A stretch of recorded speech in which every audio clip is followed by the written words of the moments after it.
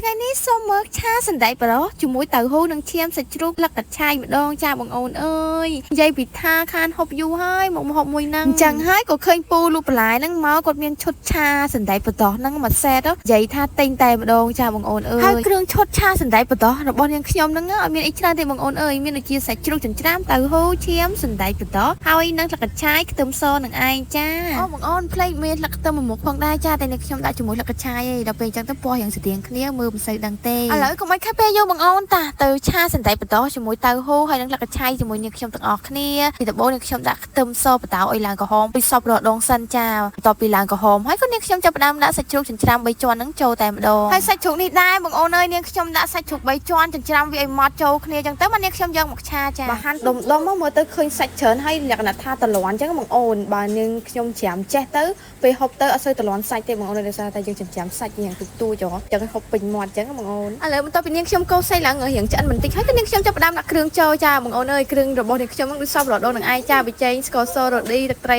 ប្រេងខ្យងអីហ្នឹងចាដាក់តែប៉ុណ្្នឹងទៅបងអូនយកចិត្តទៅណាមអូខ្ញុំស្រូរាល់ថ្ងៃដាក់តែគ្រឿងក្រៅប៉ុណ្្នឹងទេចាបើអត់មានគ្រឿងក្រៅហ្នឹងក៏ឆ្ងាញ់ដែរចា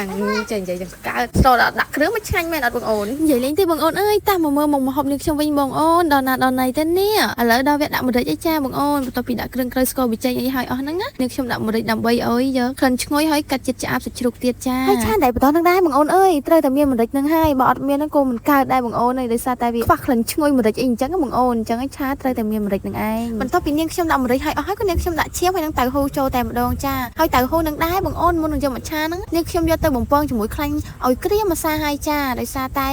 តៅហ៊ូហ្នឹងទិញមកគឺសស្លែកទេអត់មានបំពងចឹងស្រាប់ទេណាបងអូនកុំយកច្រឡំគឺទិញមកហ្នឹងគឺបំពងខ្លួនឯងទេអញ្ចឹងហើយបានឃើញក្រហមក្រៀមល្អអញ្ចឹងបងអូនហើយតៅហ៊ូនឹងដែរបងអូនអើយពីមុនអីមិនដែរចេះហូបទេទៅរៀនឆាតែបន្តហ្នឹងរៀនហូបស្រាប់តែញ៉ាំហ្មងបងអូនគឺចូលចិត្តតែម្ដងណាចាចាំមិនថាអីក៏ដោយបងអូនតើទៅយើងបានសាកម្ដងទៅដឹងហើយថារបស់ហ្នឹងយើងចូលចិត្តឬមួយមិនចូលចិត្តតើយើងសាកទោះយើងមិនចូលចិត្តក៏ដោយក៏យើងត្រូវទៅសាកដែរថាវាឆ្ងាញ់ឬមួយអត់ឆ្ងាញ់អញ្ចឹងបងអូនដូចជាខ្ញុំអញ្ចឹងទៅហ៊ូដល់ពេលសាកម្ដងទៅឆ្ងាញ់មានអីញ៉ាំតែម្ដងចាគឺថាតែបន្តលើកណាក៏ដាក់ដែរហើយមួយទៀតនៅធ្វើទៅហ៊ូស្អុយបងអូនចាំមើលថ្ងៃណាដែរតនេមានពេលច្រើនណាបងអូននាងខ្ញុំនឹងធ្វើទៅហ៊ូស្អុយហូបតែម្ដងចាព្រោះអីនៅចិត្តកន្លែងខ្ញុំហ្នឹងគឺអត់មានគេលក់ទៅហ៊ូស្អុយទេមើលឆ្ងាយអញ្ចឹងសាមានពេលទៅទិញអញ្ចឹងឯងមានតែដាក់ធ្វើហូបខ្លួនឯងនឹងឯងចាបងអូនចាំមើលមានពេលទំនេរចាំធ្វើទៅហ៊ូហូបទាំងអស់គ្នាណាចាឥឡូវមានតែហូបឆាទៅហ៊ូនេះជាមួយសណ្តែកបន្តសិនទៅចាទ្រាំបានថាបានហូបទៅហ៊ូស្អុយអញ្ចឹងបងអូនឥឡូវនិយាយនេះមកហូបនេះខ្ញុំក៏បានចិត្តរួចរាល់ដែរបងអូនសណ្តែកបន្តទៅហ៊ូ